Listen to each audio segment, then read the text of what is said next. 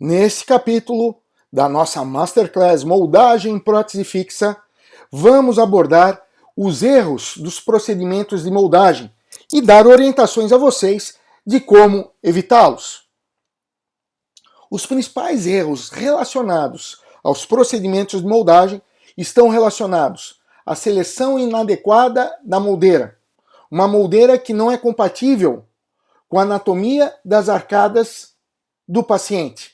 É o que eu costumo dizer, uma moldeira adequada facilita a moldagem difícil e uma moldeira inadequada dificulta a moldagem fácil. Também esses erros nos procedimentos de moldagem podem estar relacionados com uma quantidade de material de moldagem insuficiente. Nessa situação, devemos pecar pelo excesso, mas sem que ocorram desperdícios maiores.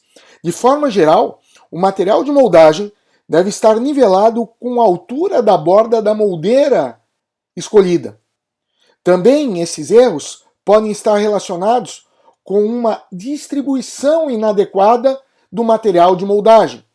Lembrando que o material fluido, o material leve, deve ser levado não apenas sobre os dentes preparados, mas também sobre as superfícies oclusais dos outros dentes do arco a ser moldado.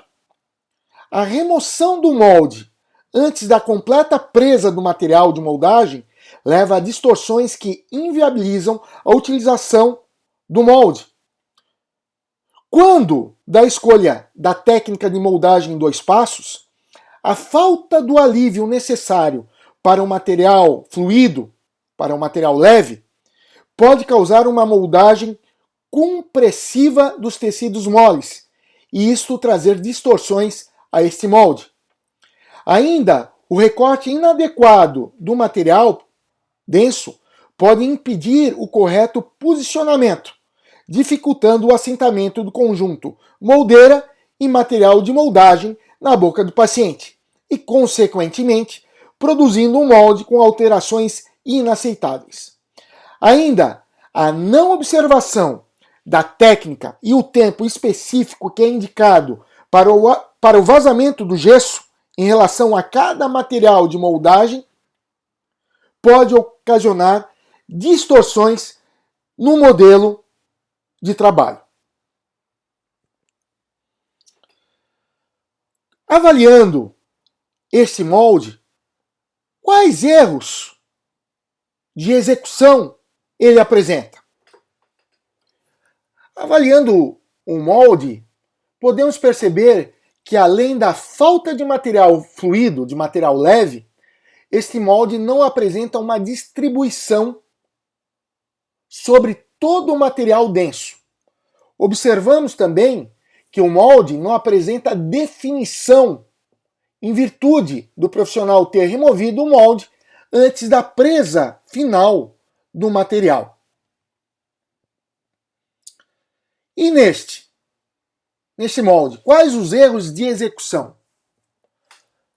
Avaliando o molde, podemos notar que este molde pecou pela seleção de uma moldeira, que o profissional pecou pela seleção de uma moldeira provavelmente muito grande para a anatomia da arcada do paciente. E também por uma falta de distribuição adequada desse material de moldagem na moldeira.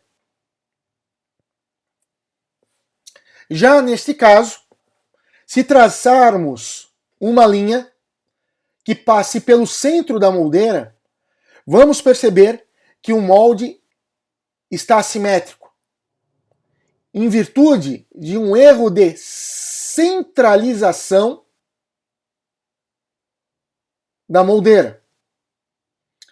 Também percebemos que a falta de material fluido e também de material denso. Se formos analisar o molde e este modelo, podemos observar que ambos não apresentam uma definição em relação ao término do preparo. Aí eu tenho que reavaliar o preparo que foi realizado no dente. E se não estiver adequado, não basta eu repetir a moldagem. Nesta situação, como meu amigo professor Eduardo Pedrini fala, você, fazendo alusão a um jogo de tabuleiro, tem que voltar 2 casas. Repreparar o dente, melhorando a definição do seu término e realizar uma nova moldagem, utilizando uma técnica adequada.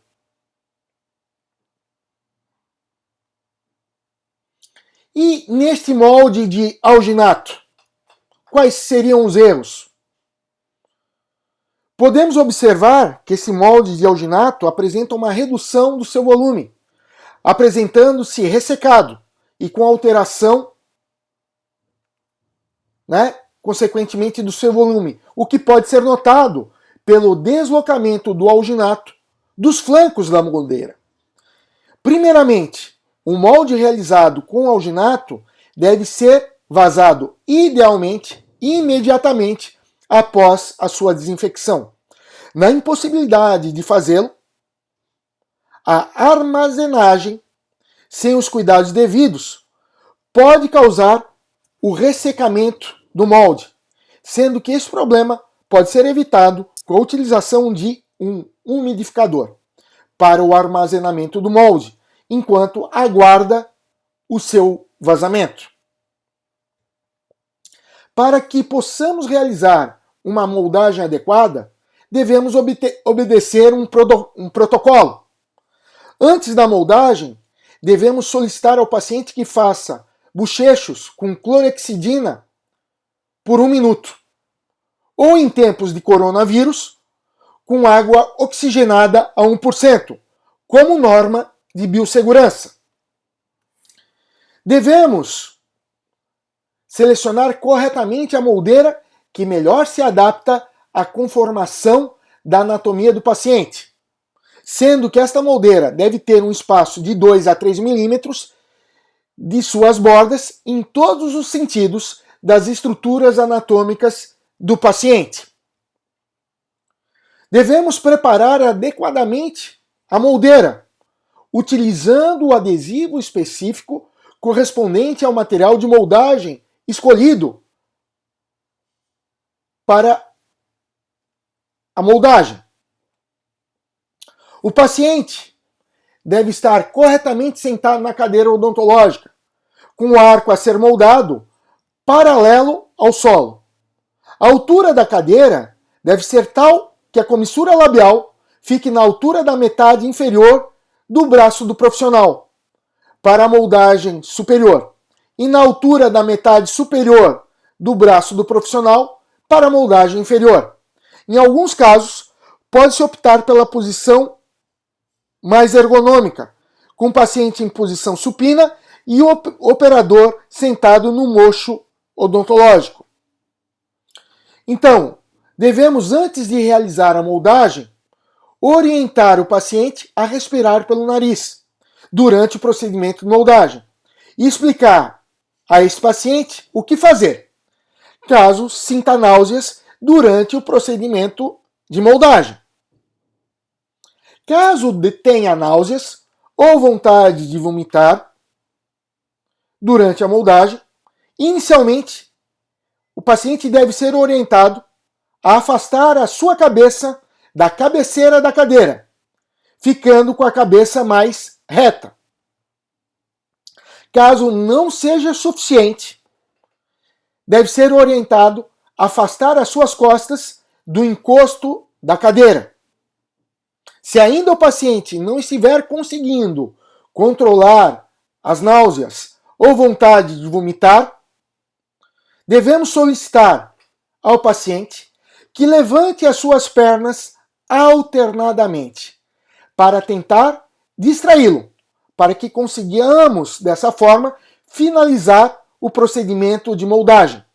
Entretanto, mesmo depois dessas manobras, o paciente não conseguir controlar as náuseas, devemos remover a moldeira da boca do paciente. Para tanto, o paciente deve ser orientado a levantar o seu braço, para que possamos remover essa moldeira da boca. E aí, começamos tudo novamente, para poder fazer o procedimento de moldagem de forma adequada. Também devemos observar a posição do profissional para a realização da moldagem, devendo ele estar numa posição entre 9 e 11 horas, conforme a arcada a ser moldada.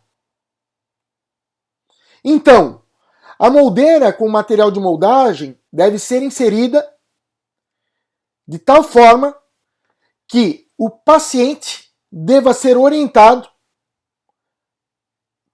em deixar a sua boca entreaberta, permitindo que os seus lábios e bochechas possam ser distendidos para a inserção da moldeira em sua boca.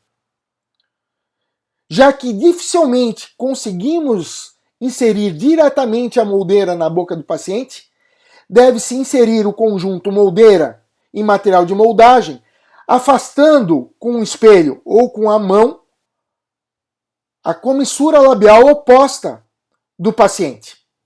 E depois, centralizar a moldeira e mantê-la estável, apoiando os dedos das mãos na base dessa moldeira. Na arcada inferior, devemos fazer o mesmo. Pedir que o paciente mantenha a boca entreaberta, proporcionando dessa forma elasticidade para afastarmos a comissura labial e as bochechas do lado oposto com os nossos dedos, permitindo o acesso e introdução da moldeira na boca do paciente. E com a moldeira dentro da boca do paciente, completamos o movimento girando a moldeira de forma que ela fique centralizada e com um cabo coincidente com a linha média do paciente. Após a completa presa do material, a moldeira e o molde devem ser removidos, com cuidado para evitar rasgamento ou a sua distorção. O molde removido da boca deve ser lavado em água corrente para remoção de saliva ou de sangue e seco.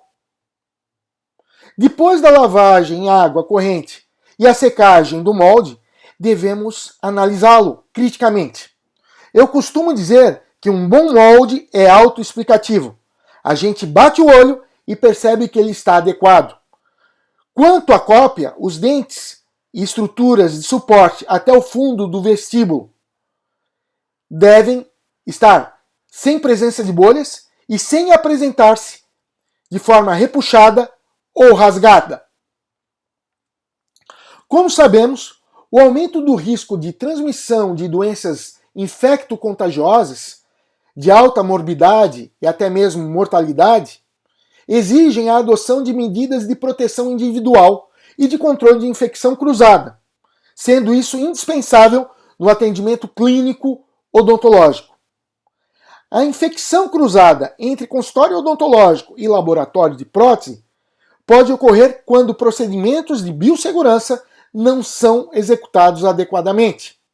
Sendo assim, a desinfecção de moldes é uma etapa importantíssima para prevenir a contaminação entre pacientes, equipe odontológica e protéticos, podendo ser utilizado spray de hipoclorito de sódio a 1%, glutaraldeído a 2%, clorexidina a 2%, como substâncias para desinfecção desse molde.